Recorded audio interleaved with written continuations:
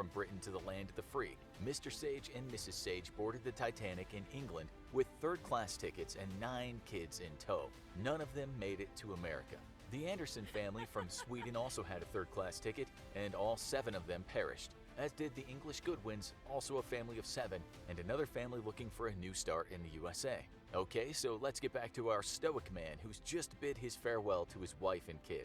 Not too long after he smoked that cigarette, the ship tilted 30 to 45 degrees. The cacophony was absolutely deafening because the ship was coming apart in the water. The lights were still partly on, but then there was flickering followed by darkness. The people in lifeboats looked on in shock at the shadow of the behemoth sinking into the depths like a slain sea monster from a Greek myth. The crashing, the screaming, the surreal image, it was almost unbearable to look at. On board, some people were being thrown down the now heavily tilted ship. Some of them were literally pulverized after being smashed against fixed objects. Others flew through the air like ants in a hurricane. As the ship pointed skyward, those who'd managed to cling together in groups fell en masse, hundreds of feet.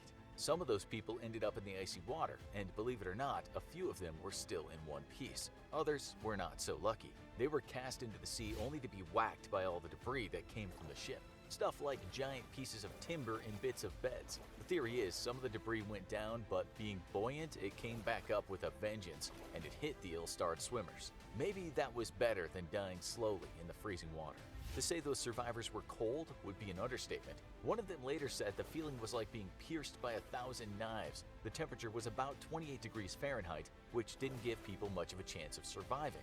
People did survive, though. One of those people later said all he could hear was a terrible moaning sound, a situation he described as being horrifying, mysterious, supernatural. Some of the folks in the lifeboats not so far away said they felt hopeless as they peered into the darkness and listened to the poor souls whose moans were carried by the fog. The situation was dire, to say the least. You see, water is very dense. In fact, it's over 800 times more dense than air. That might not mean much